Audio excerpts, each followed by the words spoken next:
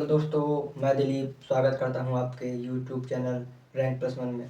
तो दोस्तों, MP super 100 exam में नीट हो चाहे जेई, केमिस्ट्री की हमारी पहली क्लास है जिसमें हम केमिस्ट्री को कवर करेंगे और देखेंगे कि केमिस्ट्री की शुरुआत कैसे हुई। और इसका पहला चैप्टर है हमारा पदार्थ, और उस पदार्थ के बारे में पूरा अध्ययन करेंगे दोस्तों। तो चलिए देरी न करते हुए वीडियो को शुरू करते हैं। यदि वीडियो पसंद आए तो वीडियो को लाइक करें, यदि चैनल में नए हो तो चैनल को सब्सक्राइब करें। और दोस्तों, इस क्लास की पीडीएफ हमारे टेलीग्राम चैनल पर उपलब्ध है, वहाँ से आप डाउनलोड करके इस क्लास की पीडीएफ पढ़ सकते हैं दोस्तों। तो चलिए दोस्तों, अब हम वीडियो को शुरू करते हैं। दोस्तों, हम बात करेंगे कि जो केमिस्ट्री शब्द है, यानी हमारा जो पहला चैप्टर है दोस्तों, एमपी सुपर 100 एग्जाम जो है उसमें एनसीईआरटी दोनों फॉलो होनी है। यानी 9th की हमारी एनसीईआरटी फॉलो होगी और 10th की फॉलो होगी दोस्तों। उसके उसके ही मतलब चैप्टर फ्लो से पूरे क्वेश्चन आने हैं हमारे सुपर 100 नीट और जेई दोनों में। क्वेश्चन उसी एनसीईआरटी से बनने हैं, क्योंकि एमपीएसओएस उन्हीं को फॉलो करता है एनसीईआरटी को, और उन्हीं से क्वेश्चन बनाता है। तो हमारी एनसीईआरटी में एक चैप्टर है 9th का, हमारे आसपास के पदार्थ, और दूसरा चैप्टर है हमारे आसपास के पदार्थ शुद्ध है। तो दोस्तों, उन्हीं को हम दोनों चैप्टर को मिला करके ऑब्जर्व करके हम दोनों चैप्टर को एक नया नाम रखा है, पदार्थ तथा उसकी अवस्था। यानी जो 9th का पहला चैप्टर है पदार्थ, हमारे आसपास के पदार्थ, उसमें पदार्थ के बारे में चर्चा की गई है। और जो दूसरा चैप्टर है हमारे आसपास के पदार्थ शुद्ध है, उसमें पदार्थ की अवस्थाओं के बारे में बताया गया है। तो हम इन दोनों चैप्टर को मिला करके एमपी सुपर 100 में जो जो क्वेश्चन बने हैं, पिछली साल जो क्वेश्चन बने थे एमपी सुपर 100 4 क्वेश्चन बने थे, इस साल भी लगभग 2 या 3 क्वेश्चन इस पदार्थ तथा उसकी अवस्थाओं के चैप्टर से आवश्यक जरूर से जरूर बन सकते हैं दोस्तों। तो इन्हीं 4 क्वेश्चन आप कहाँ से मिलेंगे, तो आप हमारी इस वीडियो को देखो, और जो कोई इस वीडियो में आया है अभी, तो जो अंत तक रहेगा उन्हीं का सिलेक्शन होगा। बाकी आना जाना तो इस दुनिया में बना ही रहता है, और जो इस दुनिया में आता है पूरा सफ़र का मजा लेता है, सफलता उनके कदमों में होती है। तो चलिए दोस्तों, इसी की शुरुआत से हम वीडियो को शुरू करते हैं। तो केमिस्ट्री शब्द की उत्पत्ति जो है दोस्तों कैसे हुई, तो हम जानेंगे कि केमिस्ट्री है क्या शब्द। तो दोस्तों, केमिस्ट्री यानी रासायनिक विज्ञान। देखो, यह विज्ञान की वह शाखा है जिसके अंतर्गत हम पदार्थ के गुणधर्मों एवं उसके रासायनिक संगठनों एवं उसकी रासायनिक अभिक्रियाओं के अध्ययन करते हैं। इसी पूरी अध्ययन की प्रक्रिया को ही हम रासायनिक विज्ञान यानी कि केमिस्ट्री बोलते हैं दोस्तों। तो ये देखिए दोस्तों, मैं इससे शुरू करने से पहले बता दूं कि यदि आप नोट्स स्वयं बनाओगे तो सिलेक्शन आपके 100% होने के चांस है। यदि आप नोट्स नहीं बनाओगे तो शायद सिलेक्शन ना हो। जो बच्चे नोट्स बनाते हैं उनका ध्यान पूरा क्लास में रहता है और वो प्रॉपरली अपने नोट्स बनाते हैं। यदि नोट्स बनाओगे, उनका रिवीजन करोगे, क्योंकि दोस्तों एमपी सुपर 100 का एग्ज़ाम जो है नज़दीक है, मई में हो सकता है इसका एग्ज़ाम। 22 मई डेट आई है, अभी बढ़ भी सकती है। तो हमको सिलेबस भी ख़त्म करना है, और हमको जल्दी जल्दी सिलेबस भी नहीं ख़त्म करना है कि बड़ा बड़ा पढ़ाना है और ऐसे छोड़ देना। पूरी प्रॉपरली केमिस्ट्री ख़त्म करनी है, फिर बायोलॉजी ख़त्म करनी है, फिर फिजिक्स ख़त्म करनी है। तो हमारा लगभग 10 या 15 मई के बीच तक हम तो दोस्तों 22 मई को उसका एग्ज़ाम है। अभी डेट बढ़ सकती है, इसी कारण से हमको 15 या 20 मई तक इसका पूरा सिलेबस ख़त्म करना है, और सिलेबस भी काफ़ी ज़्यादा लेंदी है। तो इसी समय लगाते हुए पूरा शुरू करते हैं। तो दोस्तों, मैं आपको बता दूं कि रासायनिक विज्ञान क्या है। तो आपको पता ही होगा कि विज्ञान की वह शाखा जिसके अंतर्गत हम पदार्थ की रासायनिक संरचनाएं, रासायनिक संगठन का मतलब होता है जो कोई भी पदार्थ जब मिलकर बनता है तो उसी को हम संगठन यानी ऑब्जर्वेशन कहते हैं दोस्तों। और उसके गुणधर्म यानी कि जिनकी उनकी प्रॉपर्टीज क्या, उनके क्या लक्षण हैं, जितने जितने भी केमिकल के पदार्थ होते हैं, और जो रिएक्शन करते हैं यानी कि जो अपक्रिया में मिलते हैं। अपक्रिया का मतलब होता है दो पदार्थ मिलकर आपस में एक प्रोडक्ट बनाते हैं। दो रिएक्टेंट यानी अभिकारक मिलकर एक प्रोडक्ट बनाते हैं, उसी पूरी प्रक्रिया को अपक्रिया कहते हैं। और आगे आगे चैप्टर आते जाएंगे, वैसे ऐसे हम पूरा कवर कर देंगे। अभी रासायनिक अपक्रियाएं क्या हैं, तो चलिए अब इसी को हम शुरू करते हैं।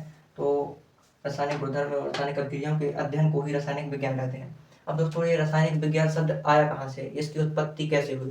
तो दोस्तों, एक शब्द है कीमेत, जो कि मिस्र से बना हुआ है, और उससे एक शब्द और बना जिसका नाम है कीमिया, और कीमिया से एक शब्द बना अल्कीमिया, और अल्कीमिया से एक शब्द बना अल्केमी। और उस अल्केमी में ही दोस्तों, ज्योतिष विज्ञान, धातु विज्ञान और विभिन्न प्रकार के प्रकाश विज्ञान आते हैं। तो उसके अंतर्गत हम अल्केमी के अंतर्गत ये सब विज्ञान को अध्ययन करते हैं। और उसके बाद एक ब्रिटिश शब्द आया, अल्केमी से ही बना केमिस्ट्री शब्द, जिससे हम आज मॉडर्न में 18वीं शताब्दी के बाद पढ़ते हैं। तो 18वीं शताब्दी से पहले हम देखें दोस्तों, तो 18वीं शताब्दी से पहले केमिस्ट्री को जादू के नाम से जाना जाता था। जितनी भी ये रासायनिक प्रक्रिया होती है, पहले के लोग जो थे वो कहते थे ये सब जादू थे, परंतु ऐसा किसी भी प्रकार की कोई जादू वादू होता ही नहीं है। तो 18वीं शताब्दी के बाद आए एक वैज्ञानिक जिनका नाम था एंटोनी एल लेवोजियर। तो दोस्तों इसका नाम मैं लिखता हूँ, बहुत ही इंपॉर्टेंट फैक्ट है यहाँ पर। उनका नाम था एंटोनी एल लेवोजियर। दोस्तों ये एक अंग्रेज वैज्ञानिक थे और इन्हें ही फादर ऑफ केमिस्ट्री यानी कि रासायनिक विज्ञान का पिता कहा जाता है। रासायनिक विज्ञान के जनक किसे कहते हैं, तो आपको एग्जाम में मिल सकता है कि रासायनिक विज्ञान के जनक किसे कहते हैं। तो दोस्तों एग्जाम में आपके सुपर 100 में, नीट का हो चाहे जेईई में, दोनों में से पूछ सकता है कि द फादर ऑफ केमिस्ट्री किसे कहते हैं। तो फादर ऑफ केमिस्ट्री यानी कि एंटोनियो एल लेवोजियर को ही कहते हैं। और इन्होंने एक बात और की थी कि 1778 में इन्होंने ऑक्सीजन की खोज की थी और 1783 में इन्होंने हाइड्रोजन की खोज की थी दोस्तों। तो एग्जाम में पूछ सकता है कि हाइड्रोजन की खोज किसने की थी, खोज नहीं सॉरी, उनकी खोजा परंतु उनका नामकरण। देखो दो शब्द होते हैं, एक आविष्कार एक नामकरण। तो आविष्कार और खोज में अंतर होता है। जो चीज इस पृथ्वी में नहीं है उसकी नई उत्पत्ति करना आविष्कार कहलाता है, परंतु जो चीज इस पृथ्वी में है और हमको पता नहीं है तो वो चीज खोज कहलाता है। परंतु इन्होंने खोज की थी, ना कि आविष्कार किया था दोस्तों। तो इन्होंने 1778 में ऑक्सीजन की खोज की और 1783 में हाइड्रोजन की खोज की और इनका नामकरण भी दिए थे, यानी कि जितने भी दोनों गैसें हैं इनका नाम ऑक्सीजन और हाइड्रोजन एंटोनियो लेवोजियर ने ही धराया था इनका नाम, यानी इनका नाम रखा था दोस्तों। तो एग्जाम में आपसे पूछ सकता है कि हाइड्रोजन की नामकरण एंटोनियो लेवोजियर ने कब दिया। या तो आपका सन दोनों में से कोई पूछ सकता है, या फिर वैज्ञानिक का नाम पूछ सकता है, या फिर वैज्ञानिक का नाम पूछ करके पूछ सकता है कि किस गैस की खोज की थी, तो हाइड्रोजन और ऑक्सीजन की दोस्तों। अब हम बढ़ते हैं दोस्तों की, अब हमारा चैप्टर है पदार्थ तथा उसकी अवस्था है। तो आपको मैं आशा करता हूँ कि आपको पूरी केमिस्ट्री की हिस्ट्री समझ में आ गई होगी, कैसे इसकी रासायनिक विज्ञान की उत्पत्ति हुई। अब हम पढ़ते हैं पदार्थ। तो दोस्तों पदार्थ से ही पूरी हमारी केमिस्ट्री बनी हुई है, यानी पदार्थ खत्म तो हमारी केमिस्ट्री भी खत्म। ये पदार्थ का अध्ययन हमने अच्छी तरह से कर लिया तो हमारा केमिस्ट्री में पूरा मजबूत तरीके से हमारा वो बन जाएगा। इसलिए हम पदार्थ को शुरू करते हैं और उसकी अवस्थाओं को शुरू करेंगे। दोस्तों देखिए पदार्थ के बारे में अब चर्चा करनी है हमको कि पदार्थ क्या है। तो आप पदार्थ का एक नाम और होता है, एक होता है द्रव्य और पदार्थ, दोनों एक ही चीज है, दोनों सिमिलर चीज है और इन्हीं को दोनों को इंग्लिश में ही मैटर यानी पदार्थ यानी द्रव्य कहते हैं। और एक होता है द्रव, वो अलग चीज है, उसको आप आगे बताऊंगा क्या है द्रव। और लेकिन द्रव और पदार्थ दोनों सेम ही वर्ड है और दोनों को इंग्लिश में ही मैटर कहते हैं। अब हम बात करेंगे कि पदार्थ होता क्या है दोस्तों। तो यदि आप देखेंगे अपने, यदि आप अभी पढ़ाई कर रहे हैं तो अभी आप चारों तरफ अपने देखिए और आपको कुछ ना कुछ वस्तुएं दिखेंगी। जैसे कि आपको आपके घर में आपको जिस पेन से लिख रहे हैं वही पेन ही मिल जाएगा, आपको उस बुक मिल जाएगी, जिस फ़ोन से आप इस वीडियो को देख रहे हैं वो फ़ोन ही हो गया, और जिसमें आप बैठे हो टेबल हो गई। तो विभिन्न प्रकार की चीज़ें आप देखते हैं तो आप ऑब्जर्व करोगे कि उनका कुछ मास होता है और उसमें उनका कुछ आयतन होता है। तो क्या दोस्तों हम लिख सकते हैं यहाँ पर कि उनका कुछ मास होता है और उनका कुछ आयतन होता है। तो दोस्तों विश्व में या ब्रह्मांड में हम कह सकते हैं कि वह सब चीज जिसका कुछ द्रव्यमान हो या फिर जिसका कुछ आयतन हो। आयतन का मतलब होता है जो जो वस्तु कुछ स्पेस घेरे, जो वस्तु कुछ जगह घेरे। यानी कि आप इस पेन से लिखोगे, ये मान लो मार्कर है, अब इस मार्कर से आप लिखते हो तो इसका कुछ द्रव्यमान है, मान लो 5 kg है, 10 kg है, और ये कुछ ना कुछ जगह घेर रहा है, यानी कुछ इसका कुछ आयतन है। यानी ऐसे रख दिया तो ये इतना जगह घेर लिया, यहाँ पर हम ऐसे रख देंगे इसको तो इतना जगह घेर लिया। तो यही बात कही गई है, यही बात एंटोनियो लेवोजियर ने कही थी कि पदार्थ क्या है। तो उन्हीं के द्वारा ये परिभाषा बनी है कि पदार्थ क्या है। तो पदार्थ दोस्तों वह चीज़ है जो ब्रह्मांड में उपस्थित वह हर चीज जिसका कुछ मास हो या फिर वो कुछ दोनों चीज होनी चाहिए उनमें। यदि दोनों में ये गुण नहीं है तो वो वस्तु पदार्थ नहीं कहलाएगी दोस्तों। जैसे कि आपका मार्कर हो गया, पानी हो गया, हवा हो गई। हवा, अब आप कहोगे कि हवा तो सर दिखती नहीं हमको, इसका मास कैसे हो पता चलेगा कि इसका मास होता है कि ये द्रव है। तो दोस्तों यदि आपको इसका पता कैसे चलता है, यदि आप अगरबत्ती जला दोगे तो अगरबत्ती की महक आपके नाक तक कैसे पहुंचती है? उसके उसके गतिशील कण के कारण ही तो पहुंचती है। उसके गतिशील कण निरंतर उसको गति करते हैं और आप तक जरूर यहाँ तक नाक तक पहुंचाते हैं, इस कारण आपको पता चलता है। अब इतनी सारी हवा चलती है, आपको पता चलेगा कि धूल उड़ा दी जाती है, तो इसका मास है, इसका भी कुछ स्थान जगह घेरता है। इतना सारे स्थान आपके कमरे में इतनी सारी वायु भरी हुई है, क्या इसका कोई मास नहीं है? क्या उसका कोई आयतन नहीं है? इसका जरूर है। तो दोस्तों अब हम बात करेंगे कि पदार्थ के गुण क्या क्या होते हैं। तो आपको पता चल गया होगा कि पदार्थ क्या चीज होती है। आपको पदार्थ की डेफिनेशन अच्छे तरीके से समझ में आएगा होगी, आप लिख सकते हैं। तो मैं एक बार और बोल दे रहा हूँ कि ब्रह्मांड में उपस्थित हुआ हर चीज जिसका कोई मास हो या फिर जिसका कोई वैल्यूम हो, यानी द्रव्यमान हो या आयतन हो, तो उन दोनों के उनके गुणनफल यानी उनके मल्टीप्लाई को हम ऐसे दोनों गुण जिसमें पाया जाए जो वस्तु में, वो पदार्थ कहलाएगी। तो दोस्तों हम कह सकते हैं कि अब आपके मन में एक बात आई होगी, पदार्थ है क्या नहीं। तो दोस्तों प्यार, मोहब्बत और नशा और प्रकाश और जितनी भी चीज़ें हैं, जैसे कि सोच विचार, ये सब चीज़ें पदार्थ में शामिल नहीं है। क्या आप सोच को बता सकते हो कि इतना आयतन घेर रहा है मेरा सोच? क्या आप इसका मास बता सकते हो कि 2 किलो का मेरी सोच है? तो ऐसा नहीं होता दोस्तों। तो ये सब चीज़ें पदार्थ में शामिल नहीं है दोस्तों। अब आपको पता चल गया होगा कि पदार्थ की डेफिनेशन आपको अच्छी तरीके से समझ में आ गई। अब हम देखेंगे कि पदार्थ के गुण क्या है, क्या उसकी प्रॉपर्टीज हैं, उसके क्या लक्षण हैं दोस्तों। तो पदार्थ जो होता है दोस्तों कणों से मिलकर बना होता है। तो कोई भी पदार्थ हो, जैसे ये मार्कर हम ले लेते हैं, छोटे छोटे, जैसे ये मार्कर है दोस्तों, यहाँ पर ये मार्कर है, तो ये छोटे छोटे बहुत से छोटे छोटे कणों के मध्य कणों से मिलकर बना होता है। आप कहोगे आपको कैसे पता? तो कोई भी यदि चीज़ हो, हम भी यदि देखें तो हम भी एक सेल से मिलकर बने होते हैं। तो बायोलॉजी में हम खैर इसके बारे में पूरा अध्ययन करेंगे। तो जो छोटे छोटे कोई भी चीज़ हो, छोटी छोटी इकाई से बनी होती है, उसी को, इस इकाई को ही हम कण कहते हैं। और अभी बताएंगे आगे, हमारे बताया गया है कि कैसे इस कणों के अंदर क्या होता है।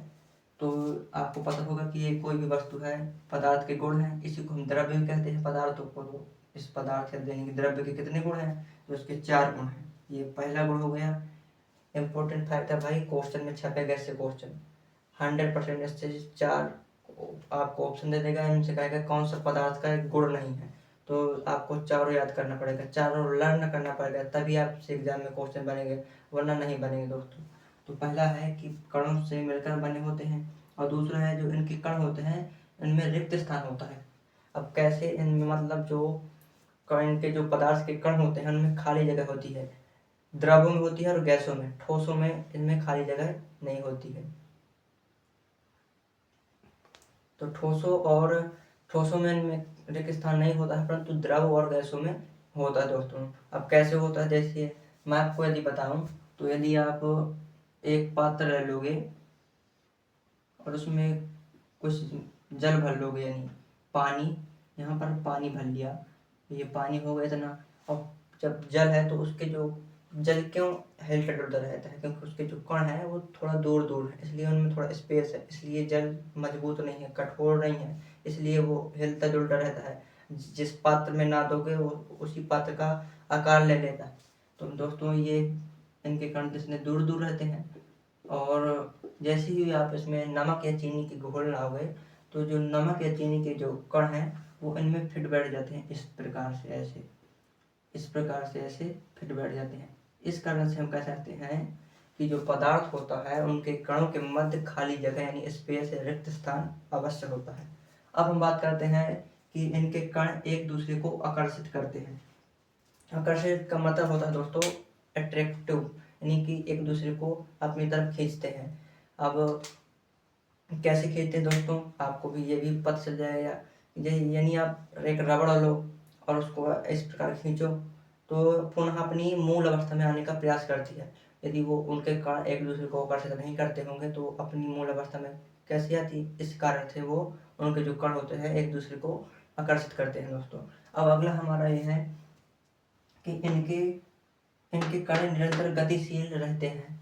अब कैसे गतिशील रहते हैं, यानी कि वो उनके मध्य जो है वो हलते डुलते रहते हैं और वो एक स्थान से दूसरे स्थान जाने का उनका मतलब गुण रहता है इनके पदार्थ के कण के मध्य। जैसे कि आपने अभी अगरबत्ती वाला मैंने बताया, अगरबत्ती आपके वहाँ जली उस दूर, और उसकी महक आपके उसके कणों के मध्य हवा से टकराते टकराते धीरे धीरे आपके नाक तक आती है, इसलिए आपको उसकी खुशबू पता चलती है दोस्तों। अब हम बातें जानेंगे कि पदार्थ की अवस्थाएं कितनी होती हैं, पदार्थ के गुण के बारे में जानेंगे, पदार्थ के रासायनिक गुण जानेंगे, फिर भौतिक गुण जानेंगे। तो सबसे पहले हम भौतिक गुणों के बारे में चर्चा करेंगे और रासायनिक गुण के बारे में हम अगली क्लास में प्रॉपर तरीके से चर्चा करेंगे। तो अभी हम जानेंगे कि इसके भौतिक गुण क्या हैं और इसकी अवस्थाएं कितनी है दोस्तों। हाँ तो दोस्तों अब हम पढ़ेंगे कि पदार्थ के वर्गीकरण, यानी कि पदार्थ यानी द्रव्य का जो क्लासिफिकेशन है वो किस प्रकार से होता है। तो यानी कि द्रव्य और जिसको हम पदार्थ भी कहते हैं उसका वर्गीकरण जो है क्लासिफिकेशन दो प्रकार से होता है। एक होता है केमिकल क्लासिफिकेशन, एक होता है फिजिकल क्लासिफिकेशन। तो पहले हम फिजिकल क्लासिफिकेशन पूरा कवर करेंगे, उसके बाद हमारी जो कल दूसरी क्लास होगी उसमें हम केमिकल वर्गीकरण पूरा कवर करेंगे और इसी के सहारे हमारा चैप्टर समाप्त हो जाएगा दूसरी क्लास में। और उसके बाद हम पीवाई के क्वेश्चन करेंगे अगली क्लास में जो आएगी, और एमसीक्यू करेंगे जितने भी 2018 से 2025 तक के नीट और जेईई में जितने भी पदार्थ चैप्टर से क्वेश्चन आए हुए हैं उसके हम पीवाईक्यू, और जो एमसीक्यू में क्वेश्चन बना के लाऊंगा उसके एमसीक्यू, और जो एमसीक्यू में लाऊंगा उनको आप अच्छी तरह से कवर करना, क्योंकि वो डायरेक्टली क्वेश्चन आपके एग्जाम में पूछे जा सकते हैं। और जो MPSSOS जो सुपर 100 का एग्जाम कराता है, ये जो है पीवाई के क्वेश्चन बहुत रखता है। यानी कि 2026 में ये एग्जाम होगा तो 25 के छोड़ के 2024, 23, 22, 2018 तक कितने क्वेश्चन हर साल कम से कम 7-8 क्वेश्चन इसके पीवाई के उसी फंस जाते हैं।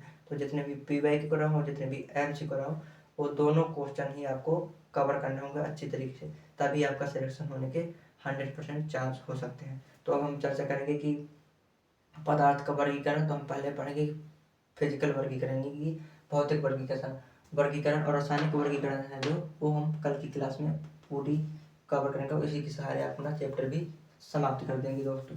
तो हमारा भौतिक वर्गीकरण में हम इसमें पदार्थ की अवस्थाओं के बारे में पढ़ते हैं, यानी कि भौतिक वर्गीकरण में पदार्थ की अवस्थाओं को वर्गीकृत करते हैं।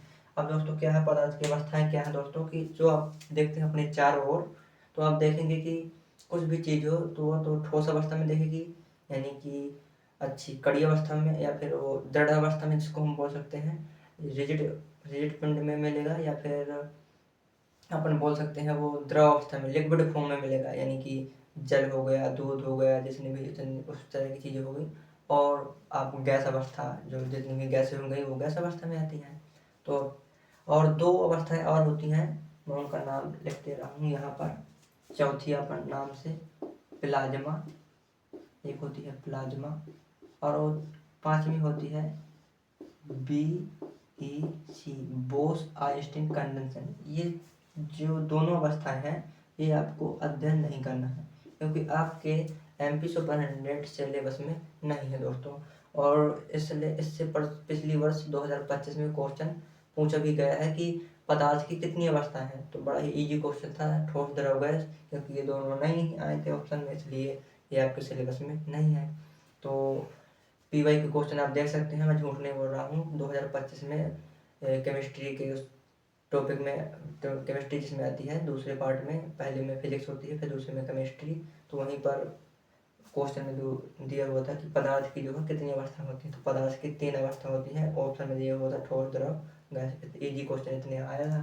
तो इनके बारे में हम एक एक करके चर्चा करेंगे। पहले हम ठोस को कवर करेंगे, फिर उसके बाद हम द्रव को कवर करेंगे, उसके बाद हम गैस को कवर करेंगे। तो देखिए द्रव और द्रव्य दोस्तों ये दोनों अलग अलग ही चीज़ हैं। द्रव्य के अंदर ही द्रव यानी कि मैटर के अंदर ही लिक्विड को पढ़ा जाता है। आप कंफ्यूज मत होना कि सर ये द्रव में ही द्रव पढ़ा रहे हो, इसमें कोई प्रकार का कंफ्यूजन नहीं है, दोनों डिफरेंट तरह के वर्ड हैं। तो अब हम इनके बारे में एक एक करके अध्ययन करेंगे। तो पहला हमारा आता है ठोस।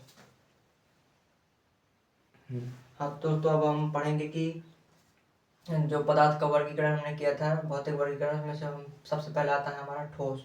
तो देखिए, आप ठोस शब्द से ही परिचित हैं। इसका अर्थ होता है रिजिड, यानी बहुत ही दृढ़ चीज। तो जब अपने आसपास कुछ भी पदार्थ देखोगे तो मार्कर है ये, तो हम इसको हम जब बाह्य बल लगाएंगे तो इसमें किसी भी प्रकार का कोई आकार, इसमें कोई इसकी आकृति नहीं परिवर्तित हो रही, खूब ऐसे हम ताकत लगा रहे हैं, ना ही इसका कोई अर्थ परिवर्तित हो रहा है।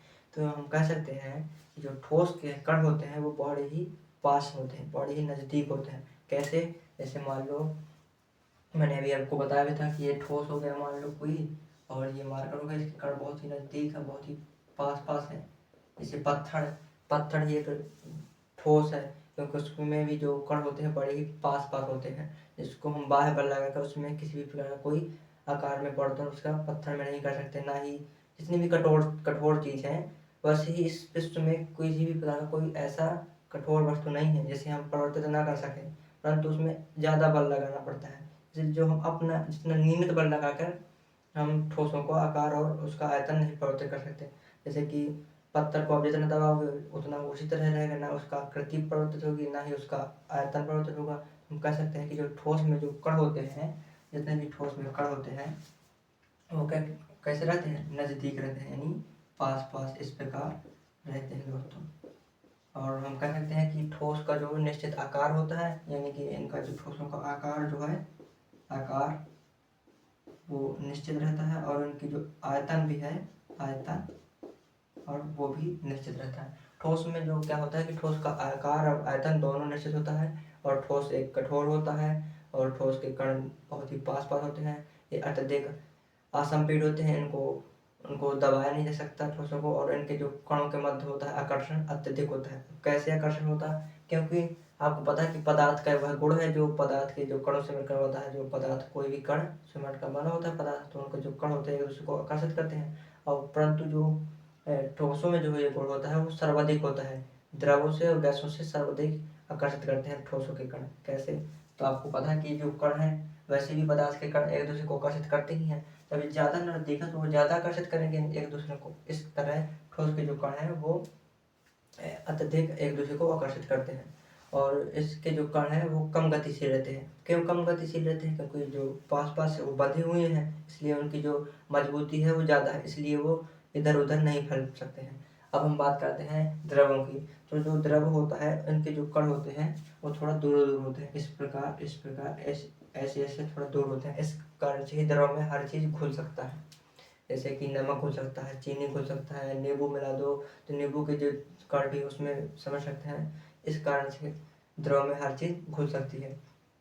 और जो द्रव होता है दोस्तों, उसका आयतन फिक्स रहता है, परंतु उसका आकार फिक्स नहीं रहता। कैसे? जैसे 2 लीटर कोई पानी है तो 2 लीटर ही रहेगा, चाहे आप जिस बर्तन लेना चाहते हो, परंतु उसका आयतन सेम है। यदि आप उसको गिलास में बनाओगे तो गिलास जैसा शेप ले लेगा। यदि आप उसको एक घड़े में बना दोगे तो घड़ा जैसा शेप ले लेगा। यदि आप उसको एक थाली में बना दोगे तो गोल गोल जैसे थाली जैसा छल्लाकार आकार ले लेगा। इस प्रकार से हम कह सकते हैं कि जो द्रव होता है उसका आकार जो है, आकार वह निश्चित नहीं होता, परंतु आयतन, इनका वॉल्यूम जो है वो निश्चित होता है। और इनके जो कण होते हैं वो ठोस से सर्वाधिक।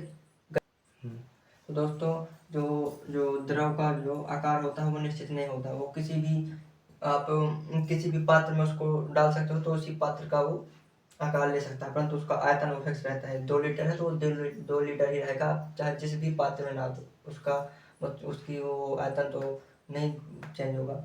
और जो उसके जो कण होते हैं पास पास, वो थोड़ा ठोस के कण ज़्यादा नज़दीक होते हैं, और द्रव के कण जो है थोड़ा दूर दूर रहते हैं, और इनमें आकर्षण बल कम होता है। ठोस की अपेक्षा इनमें आकर्षण बल कम होता है।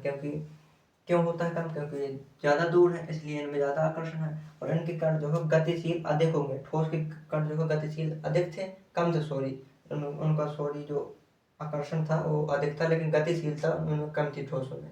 और इनमें जो द्रवों में है उनमें आकर्षिता बहुत कम है, परंतु अब हम बात करते हैं गैसों में। तो देखो, गैसों का क्या होता है? गैसों का तो बुरा हाल ही है। ना तो उसका आकार निश्चित होता है, ना ही उसके आयतन निश्चित होता है। वो जिस भी उसमें आप छोड़ दोगे वो उसी प्रकार में रहता है। तो क्वेश्चन पूछ सकता है कि किसका आकार निश्चित नहीं रहता है, तो आकार तो द्रव का भी नहीं निश्चित रहता है और गैसों का भी। तो ऑप्शन में दे सकता है कि ऐसा पदार्थ की अवस्था बताइए जिसका आकार और आयतन दोनों ही नहीं निश्चित रहता है, दोनों ही फिक्स ही नहीं रहता है। तो आपको बताना होगा कि गैस, और जो गैस के कण होते हैं वो बहुत दूर होते हैं। तो मैं कण की बात करूँ तो ये ज़्यादा, इसमें कण पास पास होते हैं और इसमें थोड़ा और कम, सबसे कम होते हैं इसके इसके कण होते हैं। एक कण है तो एक बहुत दूर कण है, क्योंकि आप गैस देखोगे कि गैस हमको दिखती तक नहीं है, बहुत दूर ऐसे ऐसे लहराती रहती है। तो उसके कण एक यहाँ होगा तो एक वहाँ होगा। और जो इसका आकार, गैस का आकार भी नहीं निश्चित रहता और जो उसका जो आयतन है वो भी नहीं निश्चित रहता है। और इसके जो कण हैं वो सर्वाधिक गतिशील रहते हैं। तो इसके कण अधिक गतिशील रहेंगे, फिर द्रव के थोड़ा कम गतिशील रहते हैं और ठोस के तो बहुत कम ही रहते हैं, आपको पता होगा। अब रही बात आकर्षण बल के, तो इनके जो कण होते हैं इनमें आकर्षण बल सबसे कम होता है। सबसे आकर्षण बल किनमें होता है? ठोसों में होगा। तो ठोसों में आकर्षण बल बहुत होगा, फिर उसके बाद वो द्रवों, फिर द्रवों में होगा, फिर गैसों में सबसे कम होगा, क्योंकि गैस के कण बहुत दूर दूर हैं इसलिए उनका आकर्षण कम है। और आकर्षण कम होने के कारण ही वो एक दूसरे से गतिशील है, एक दूसरे से दूर भगते रहते हैं। अब आपको पता चल गया होगा कि ठोस, द्रव और गैस में तीनों में आपको डिफरेंस अच्छी तरीके से समझ में आया होगा। और ये तो हल्की सी चीज़ है, इससे क्वेश्चन आ भी सकता है, 1-2 नंबर का क्वेश्चन बन सकता है कि किसमें कौन सा गुण क्या रह सकता है। तो आपको पता होगा कि ये तो नाइन्थ नाइन्थ की बात है, आपने अभी नाइन्थ का एग्जाम ही दिया है। अभी आपके नाइन्थ में जो पिछली साल आपने पढ़ा होगा कि ठोस, द्रव, गैस, तो आपको स्कूल टीचर में ही, स्कूल के टीचर ने आपको इसके बारे में पूरा डिफरेंस बताया होगा। तो ये तो हल्की सी चीज़ है। अब हम बात करेंगे कि पदार्थ के रासायनिक वर्गीकरण, तो उसके बारे में हम कल चर्चा करेंगे दोस्तों। और आज क्लास अच्छी लगी हो तो वीडियो को लाइक करें, यदि चैनल में नए हो सब्सक्राइब करें, क्योंकि ये जो क्लास है एमपी सुपरटेंडेंट की वो पूरी आपको प्रोवाइड फ्री कराई जाएगी और पीडीएफ सहित, टेस्ट सहित हर हफ्ते इस चैप्टर के, मतलब जो चैप्टर आपको पढ़ाया जाएगा उस चैप्टर जब पूरा आपका ख़त्म हो जाएगा उस चैप्टर का एमसीक्यू, पीवाईक्यू और टेस्ट होगा दोस्तों। जब आपके पूरे चैप्टर, फिजिक्स भी कंप्लीट हो जाएगी, केमिस्ट्री भी कंप्लीट हो जाएगी और बायोलॉजी भी कंप्लीट हो जाएगी, तो इस प्रकार के आपको हम टेस्ट बनाएंगे 100 नंबर का, आपका बायोलॉजी और फिजिक्स केमिस्ट्री नीट वालों के लिए और फिजिक्स और केमिस्ट्री जी वालों के लिए, क्योंकि उनके 80 नंबर, सॉरी 60 नंबर का उनका बनाएंगे, क्योंकि 40 नंबर की उनकी मैथ आती है। तो मैथ आप कहीं से देख सकते हैं, पढ़ सकते हैं। लेकिन अब नीट और जेई की फिजिक्स केमिस्ट्री और बायो, नीट वालों के लिए 100 नंबर यहीं से है और जेई वालों के लिए 60 नंबर का यहीं से जुगाड़ आपका क्लास नोट से ही होगा। तो अब आगे बढ़ेंगे हम दूसरी क्लास में कि उसका रासायनिक वर्गीकरण और उसके विभिन्न प्रकार के उदाहरण पढ़ेंगे। तो तब तक के लिए बाय बाय।